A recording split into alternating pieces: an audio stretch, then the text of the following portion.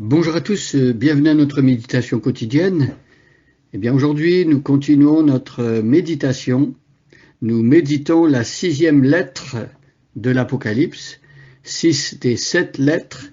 Et depuis quelques jours, vous le savez, nous avons découvert que cette lettre était destinée à l'église qui est à Philadelphie, une ville d'Asie mineure, une ville qui a été éprouvée par toutes sortes de tremblements de terre, et cette ville avait été même détruite.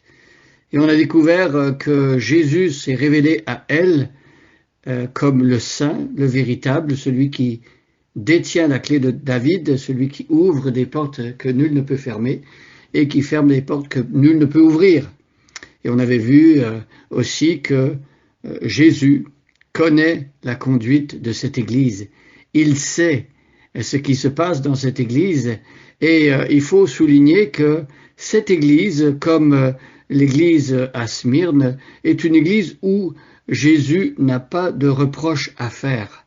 Alors on connaît un petit peu la structure des lettres depuis maintenant, et puis on se rend compte que normalement Jésus commence en encourageant les églises, en relevant tout ce qui va bien, et après il apporte des exhortations par rapport aux choses qui ne vont pas bien. Mais ici, Jésus n'a pas de correction à faire ou d'exhortation pour appeler l'Église à la repentance. Donc cette Église, elle plaît au Seigneur. Je vais lire à partir du verset 7 d'Apocalypse 3 et nous allons nous arrêter aujourd'hui au verset 9. Prenez votre Bible et suivez avec moi. Donc c'est dans Apocalypse chapitre 3, les versets 7 à 9. Et aujourd'hui, on se concentre sur le verset 9. À l'ange de l'église qui est à Philadelphie, écrit: Voici ce que dit le Saint, le véritable, celui qui tient la clé de David, celui qui ouvre et nul ne peut fermer, et qui ferme et nul ne peut ouvrir. Je connais ta conduite. Voici, j'ai ouvert devant toi une porte que nul ne peut fermer. Je le sais, tu n'as que peu de puissance. Tu as obéi à ma parole et tu ne m'as pas renié. Eh bien, verset 9, je te donne des membres de la synagogue de Satan. Ils se disent juifs, mais ils ne le sont pas. Ils mentent. Je les ferai venir se prosterner à tes pieds et reconnaître que moi je t'ai aimé. Alors ici, il y a une parole forte et certainement encourageante pour l'église de Philadelphie.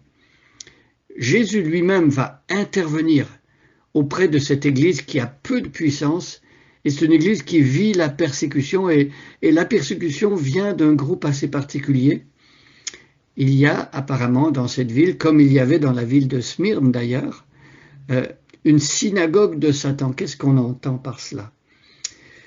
Eh bien, c'est un groupe de juifs, le peuple de Dieu de l'Ancienne Alliance. Normalement, ce peuple de l'Ancienne Alliance, s'il avait compris les Écritures et les prédictions, les prophéties de l'Ancien Testament, ce peuple aurait reconnu Jésus, ce peuple aurait embrassé de son amour le Messie que Dieu envoie et qui était attendu depuis des millénaires. Eh bien, ces personnes, au contraire, n'ont pas reçu le message de l'Évangile et se sont même opposées à ceux qui le connaissaient et ceux qui le transmettaient.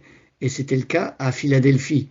Je te donne des membres de la synagogue de Satan. Il est question ici que Dieu intervienne en faveur des chrétiens de Philadelphie et que, en fait, ces membres de la synagogue de Satan soient livrés entre les mains des chrétiens de l'église de Philadelphie, non pas parce que les chrétiens auraient voulu se venger ou leur faire du mal, mais est-ce qu'il faut voir là-dedans une possible conversion de ces personnes qui faisaient partie de la synagogue de Satan, qui vont entendre le message de l'Évangile, ou est-ce qu'il faut comprendre plutôt que ceux qui ont voulu faire du mal au peuple de Dieu vont subir eux-mêmes du mal, pas de la part des chrétiens, mais que leur méchanceté va se retourner contre eux?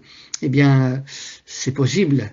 je te donne des membres de la synagogue de Satan. Et là, voilà, Jésus dit que ces personnes se disent juives.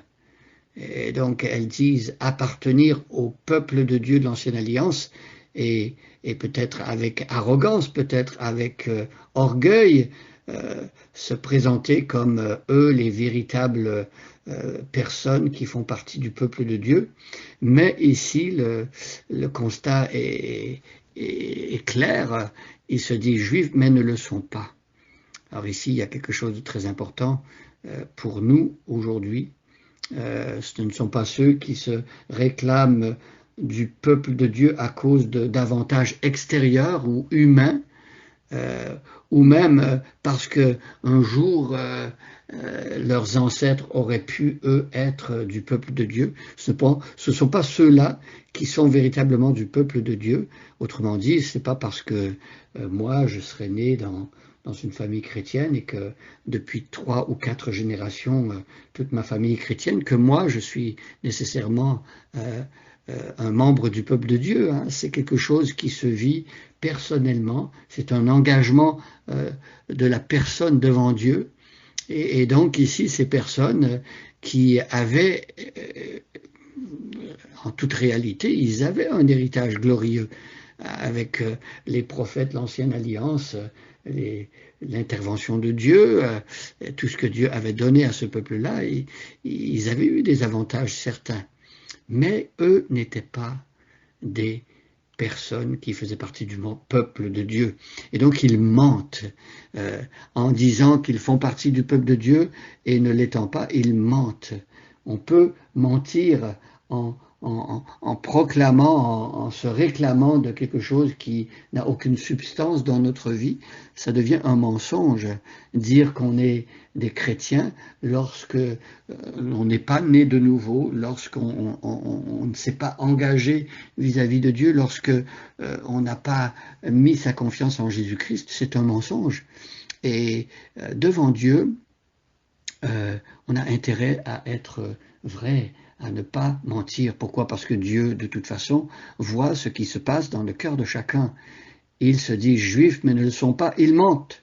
Je les ferai venir se prosterner à tes pieds et reconnaître que moi je t'ai aimé. Ici, on a cette idée que Dieu lui-même, quand il dit qu'il va les livrer, c'est-à-dire qu'il va faire venir ces personnes qui mentent, ces personnes du peuple de Dieu de l'Ancienne Alliance, mais qui ne le sont pas intérieurement, et il va agir pour que ces personnes se prosternent et reconnaissent que Dieu aime l'Église. Alors on ne sait pas historiquement comment ça s'est passé tout cela, mais c'est quelque chose de glorieux, de formidable. Dieu est capable de faire cela.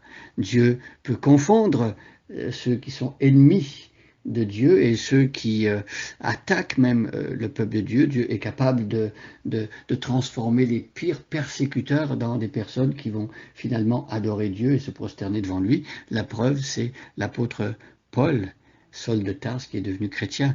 Alors prenons courage et surtout soyons des membres du peuple de Dieu, pas seulement en apparence et à cause d'avantages que d'autres auraient acquis à notre place ou à cause de traditions, mais soyons véritablement des membres du peuple de Dieu par la foi en Jésus-Christ. Et croyons que Dieu peut disposer en faveur de son peuple, même de ses adversaires. C'est ce qu'on voit au Proverbe 16, verset 7.